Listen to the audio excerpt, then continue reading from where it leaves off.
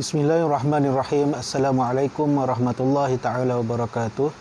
Alhamdulillahirabbil alamin wassalatu wassalamu ala asyrafil anbiya'i wal mursalin wa ala alihi wa sahbihi ajma'in. Qala rabbi shrah li sadri wa yassir li amri wahlul 'uqdatam min lisani yafqahu qawli. Subhanaka la ilma lana illa ma 'allamtana innaka antas samiul alim wa la haula wa la quwwata illa billahil aliyyil azim. Okay, baiklah, tajuk yang kita akan bincangkan pada kali ini adalah hifzul lisan wal yad, iaitu jaga lisan dan tangan, jaga mulut dan tangan, jaga lidah dan tangan kita. Okey, untuk perbincangan mengenai tajuk ni kita akan tengok satu hadis, iaitu An Abi Hurairah radhiyallahu anhu qala Rasulullah sallallahu alaihi wasallam Al-muslim man salimal muslimun min lisanihi wa yadihi wal muhajir man hajara ma nahallahu anhu. Okey, maksud dia daripada Abu Hurairah radhiyallahu anhu berkata, Rasulullah sallallahu alaihi wasallam telah bersabda, seseorang muslim adalah orang yang menyelamatkan orang-orang muslim yang lain daripada gangguan lisan, percakapan dan tangannya. Wal muhajir man hajara ma nahallahu anhu, dan orang yang berhijrah yang sebenarnya adalah orang yang tidak membuat larangan Allah Subhanahu wa taala. Okey, dalam perbincangan tajuk ni kita tengok ma'anil kalimat, okey, perbendaharaan kata yang ada dalam pembelajaran ni. Yang pertama, al-muslim man i'tanaqal Islam, iaitu muslim ni adalah orang yang memeluk Islam. Salima, afa, dipulihkan. Al-muhajir fariku baladihi, keluar dari tempatnya. Okay, kemudian kita tengok syarah daripada hadis ni, iaitu huraian hadis secara umum. Al-muslimu al-hakiki alladhi yuzahhiru alaihi atharal islami wa sya'irahu wa amaratihi huwa alladhi yakuffu adha bilisanihi wa yadihi anil muslimin wa yasilul khaira wal ma'ruf, iaitu orang Islam yang sebenar ialah orang yang menzahirkan keislamannya, yang menyebarkan syiar Islam dan melakukan segala suruhan Islam, orang yang menyekat keburukan dari lidahnya dan tangannya kepada orang Islam yang lain dan menghasilkan kebaikan. Okay? Orang Islam yang sebenar adalah orang yang menzahirkan, dia zahirkan keislamannya, dia sebarkan Islam dan dia buat perkara-perkara yang disuruh oleh Allah Subhanahu wa taala, dan dia juga menyekat lidah dan tangannya daripada menyakiti orang lain. Kita sakitkan orang lain dengan perbuatan, dia tidak sakitkan orang lain dengan percakapan dia. Dan kita selalu dengar bahawasanya pepatah Melayu cakap, kerana mulut badan binasa. Kerana kata-kata kita mungkin ada orang yang terguris dan sebagainya, yang sakit hati, dan disebabkan itulah timbulnya banyak benda, dendam, tak puas hati dan sebagainya lah. Okey, kemudian kita tengok mafhum, iaitu maksud bagi perkataan al-lisanu. Al-lisan ni ialah al-kalamu ma yuzhiru maslahah li'anna al-kalam qad taghayyara minal mubahi ilal haram, iaitu lisan ni adalah kata-kata yang menunjukkan minat.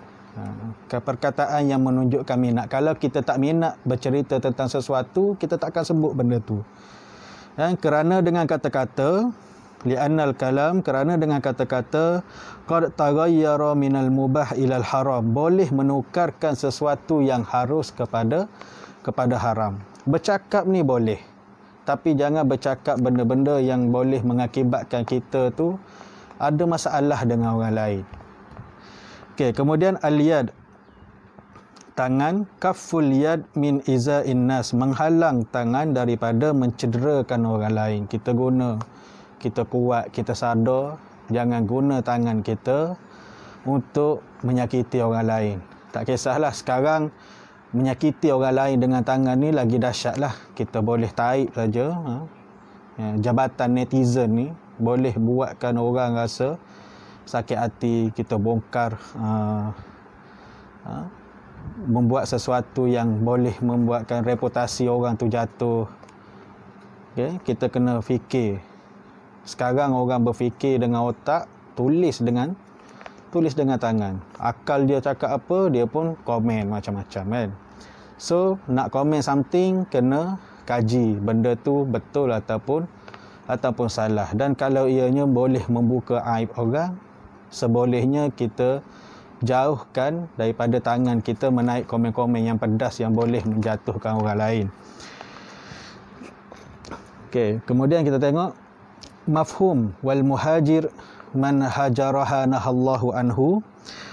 Apa yang dimaksudkan dengan orang yang hijrah yang sebenar adalah orang yang meninggalkan apa yang dilarang oleh Allah ni. Al hijratu matlubah, hijrah yang sebenar, tarkul ma'asi, meninggalkan maksiat, wa yantakilu min halil maksiyati ila halil qarbi min Allah, dan tidak terlibat dalam perkara yang maksiat dan menukarkannya kepada perkara yang mendekatkan diri kepada Allah. Okay? Kita tinggalkan perkara maksiat dan kita ambil perkara yang boleh mendekatkan diri kita dengan Allah Subhanahu Wa Taala. Okay, kemudian kita tengok lagi berkaitan dengan hukukul muslim. Hukukul muslim alal muslim, hak orang Islam ke atas orang Islam yang lain. Yang pertama, iza laqitahu fasallim alaihi, jika bertemu sambutlah dengan baik. Okey. Yang kedua, wa idza da'aka fa'ajibhu, jika dipanggil maka jawablah. Ini tak orang panggil kita buat rono ya. Kau tak setaraf dengan aku, berapa kau nak tu? Tak nak . Okey, kemudian izastan sahaka fansahlahu, jika dinasihati terimalah nasihatnya.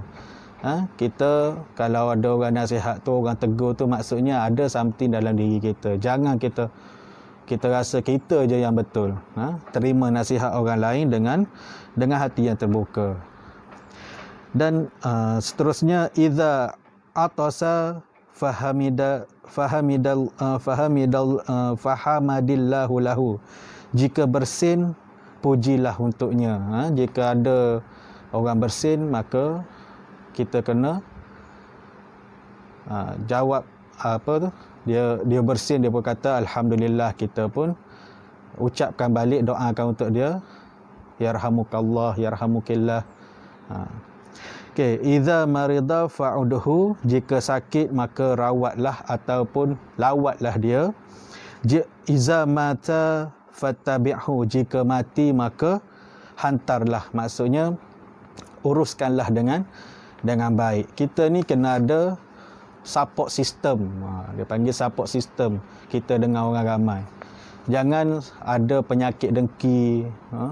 Kita tak boleh kadang-kadang tengok orang naik pangkat, kita adalah tu mesti suka mengampu bos dan sebagainya. Bolehlah dia naik pangkat. Tengok orang beli sofa baru, tu tah duit daripada mana tah tu dia dapat kan. Kita suka kecam orang dengan benda-benda yang negatif. Apa salahnya kita alhamdulillah tu rezeki dia, insya-Allah aku pun akan ada rezeki yang sama macam dia, boleh rasa sofa baru ke, kereta baru ke dan sebagainya, yang baru-barulah. Okey, kemudian yang terakhir, ma yurshidu ilaihil hadis, pengajaran daripada hadis ni adalah al-hassu ala ta'zim hukukil muslimin, suruhan supaya mengambil berat tentang hak sesama Islam. Yang kedua, muawanatu fi umurid dunia wal akhirah, dan kita hendaklah sentiasa tolong menolong dalam hal dunia dan akhirat. Kena ambil perhatian. Kita hidup bermasyarakat ni kena banyak toleransi dengan orang.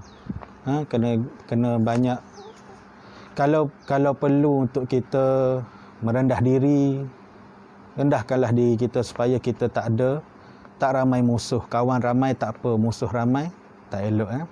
So setakat itu saja perkongsian daripada saya untuk kali ini, dan ianya adalah satu perkongsian yang mana saya ingatkan diri saya sendiri dan ingatkan anda semua, sama-samalah kita jaga lisan dan percakapan kita ni jangan menjadi satu domba ataupun satu masalah di kemudian hari. Wallahu alam bisawab. Assalamualaikum warahmatullahi taala wabarakatuh.